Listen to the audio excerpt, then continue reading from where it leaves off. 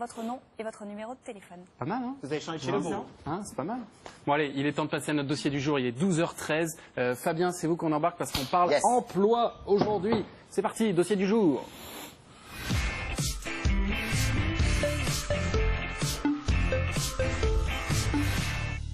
Et on commence avec le chiffre du jour. 50% des créateurs d'entreprises étaient au chômage avant de se lancer.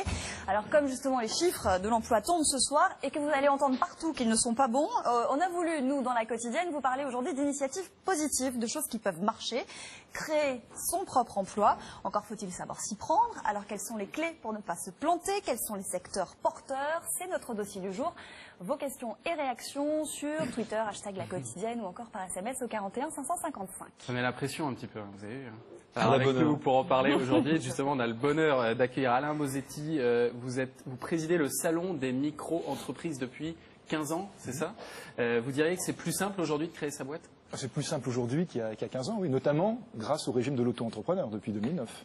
À vos côtés, Dominique Blocheux, bonjour, vous êtes l'auteur d'un livre, Le bonheur au travail. Alors, créer sa boîte, c'est un moyen d'être heureux au travail?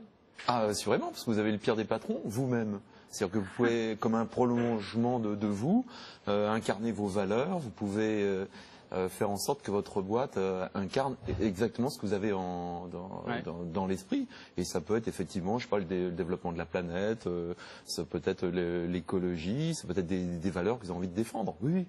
Et avec nous, comme chaque jour, un témoin qui nous fait partager son expérience, Nelly Valls. Bonjour Nelly. Bonjour. Vous êtes couturière, vous avez travaillé pour des grandes maisons de couture, on va citer notamment Nina Ricci, pendant une dizaine d'années, jusqu'à ce que vous décidiez de tout arrêter pour créer votre activité.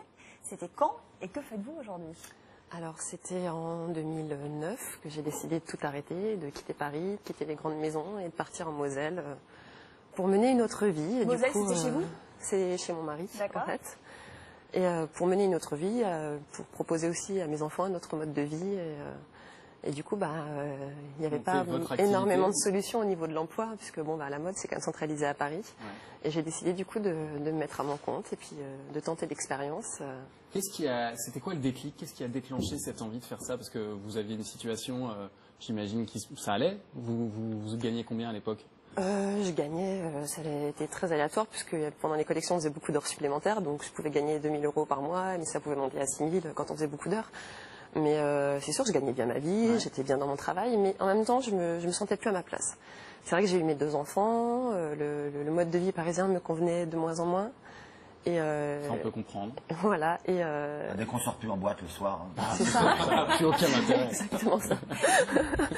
Et du coup. Puis c'était ça en effet, comme disait Monsieur Bonheur, à un moment donné, j'étais pas trop en accord en fait avec mes valeurs, avec des choses qui avaient du sens pour moi. Donc ça a été une réflexion personnelle, liée évidemment à votre environnement, à votre famille aussi, et à ces enfants que vous vouliez voir grandir ailleurs. Du coup, aujourd'hui, quelle est précisément votre activité? Alors aujourd'hui, moi je suis auto-entrepreneur et je fais de la couture sur mesure, mais je fais essentiellement de la revalorisation textile. Donc c'est ça qui est important pour moi, en effet. C'est de ne pas gaspiller, d'utiliser ce qui existe déjà, de valoriser ce qui existe déjà. Donc ça veut dire quoi? Vous récupérez, vous collectez des vêtements? Je collecte des vêtements que je transforme complètement. Des chemises d'hommes deviennent des jupes portefeuilles. À côté de ça, du coup, j'ai initié les gens aussi à regarder leurs vêtements autrement. Et eux-mêmes ont des vieilles choses, comme on en a tous au fond, ce qu'on appelle les fonds de placard, reviennent avec leur fond de placard en disant cette robe, je l'aimais beaucoup, mais je l'aime plus, il y a quelque chose qui ne va pas, et on transforme et on fait autre chose avec. Alors votre activité, elle a démarré l'année dernière, c'est ça vraiment? Oui. Fin d'année dernière? Oui. Et aujourd'hui, vous en êtes où à peu près? Vous arrivez à faire quel chiffre d'affaires? Je sais pas si on... Aujourd'hui, mon chiffre d'affaires, il oscille entre, on va dire, 400 € et 1 000 € par mois. Mais voilà, ça fait que quelques mois, c'est le début. Et là, c'est vrai que les dernières semaines, j'ai rencontré pas mal de commandes importantes, de grosses pièces, avec des gens qui sont prêts à mettre un certain budget. Et du coup, ça se développe. J'anime aussi des ateliers, donc ça c'est pareil, ça fonctionne pas mal. Mais il y a eu malgré tout un temps de mise en place, entre le temps de réflexion chez vous et le temps de montage de cette boîte, il y a eu forcément un peu de temps. Il y a eu beaucoup de temps parce que c'était un changement de vie total. C'est déjà pour mon mari retrouver un emploi, les enfants, acheter une maison avec beaucoup de travaux. L'atelier c'est pareil, il a fallu complètement le rénover. Donc tout ça a pris beaucoup de temps. Alors se lancer à son compte comme vous l'avez fait, on est nombreux à en rêver éventuellement. Quand on a quelqu'un qui nous fatigue un petit peu dans l'oreillette, par exemple, on peut se dire, bon, pourquoi pas. Mais seuls certains courageux se lancent vraiment. Pardon. Je suis irréprochable, je te lance. Alors certains courageux se lancent vraiment, oui. Hélène Camille, elle, a fait un reportage toute seule. Salut. À 34 ans, Loïc a tout d'un jeune cadre dynamique. Depuis 9 ans, ce Lyonnais d'origine travaille à Paris comme ingénieur dans une grande société d'édition de logiciels informatiques. Après plusieurs évolutions professionnelles, il a décidé de donner une nouvelle orientation à sa carrière en créant sa propre entreprise de services informatiques, mais pas question de se lancer sans filet. Depuis le mois de septembre, je travaille à mi-temps chez mon employeur et le deuxième mi-temps, en fait, je l'occupe à commencer à débuter mon activité d'auto-entrepreneur. Le mi-temps me garantit quand même un mi-salaire, donc qui me permet de recouvrir les frais liés à mon logement, ma nourriture et j'espère encore quelques petits loisirs. Plus de hiérarchie et une vraie liberté de choix, c'est ce qui a motivé Loïc. Et j'ai envie de pouvoir en vivre, ça c'est sûr, et d'en vivre correctement. Après, je ne crée pas mon activité pour devenir millionnaire. C'est pas du tout mon objectif. Mon objectif est d'être libre de mon activité, ce qui aujourd'hui me faisait défaut. 2 semaines par mois, Loïc endosse son deuxième costume de chef d'entreprise. Une tenue plus décontractée, car pour l'instant, c'est de chez lui qu'il travaille. Pour devenir auto-entrepreneur, quelques clics seulement suffit, un statut simplifié, adapté à son projet.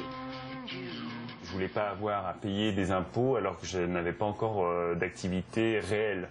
Et donc ce statut-là d'auto-entrepreneur me convient tout à fait puisque ce n'est qu'à partir du moment où on a une activité réelle qu'on va payer donc des impôts. Devenir chef d'entreprise est donc très simple et la méthode plaît. Le statut d'auto-entrepreneur connaît un succès sans pareil. En 2012, sur 550 000 nouvelles entreprises, plus de la moitié l'étaient sous ce statut. À l'Agence pour la création d'entreprises, on se félicite de ce dynamisme. Mais si les Français osent se lancer dans l'aventure, ils négligent parfois l'une des étapes les plus importantes. Le piège principal, c'est une absence de préparation.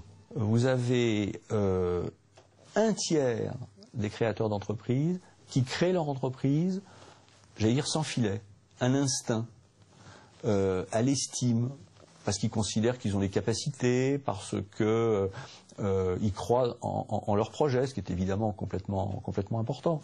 Mais pour autant, la préparation est quelque chose de tout à fait essentiel. Et si l'entrepreneur est seul lors de la création, mieux vaut ensuite qu'il sache s'entourer. Les chances de succès d'une entreprise sont de 80% si elle est accompagnée par une structure extérieure, contre 50% si elle ne l'est pas. La solitude de l'entrepreneur, Céline, sait ce que c'est. À 38 ans, cette ancienne assistante médicale est à la tête de sa propre entreprise, une SARL qu'elle a montée toute seule, il y a 9 mois à peine, et qui connaît déjà son premier succès. Aujourd'hui, son bébé est en tête de gondole dans une grande surface spécialisée, une ligne de vêtements de protection pour bricoleuses.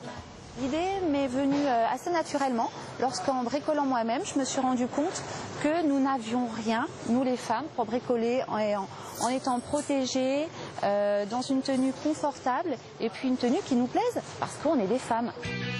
Une femme dans un monde d'hommes qui ne connaissait rien ni à la grande distribution ni au textile. Avec l'aide d'une styliste, Céline a monté cette gamme de produits fabriqués en Tunisie et commercialisés dans une vingtaine de magasins.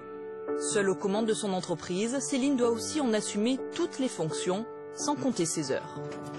Je passe beaucoup de temps à l'extérieur, au sein des magasins, en déplacement à l'étranger, tant à l'usine que chez divers fournisseurs. Le samedi, le dimanche, je suis bien souvent au bureau, mais ça reste, il y a cette notion de plaisir qui est présente aussi. Un investissement personnel qui paye. Cet entrepôt de 400 mètres carrés sera bientôt rempli de sa nouvelle collection. Un succès fulgurant qui dépasse largement ses espérances. En plus de son poste, Céline vient d'embaucher une assistante de direction et compte bien créer d'autres emplois dans les mois qui viennent. Alors vous étiez, on vient de le voir, l'histoire de Céline, là, elle est formidable parce qu'elle a eu la bonne idée, elle a repéré un créneau porteur, qui s'est plutôt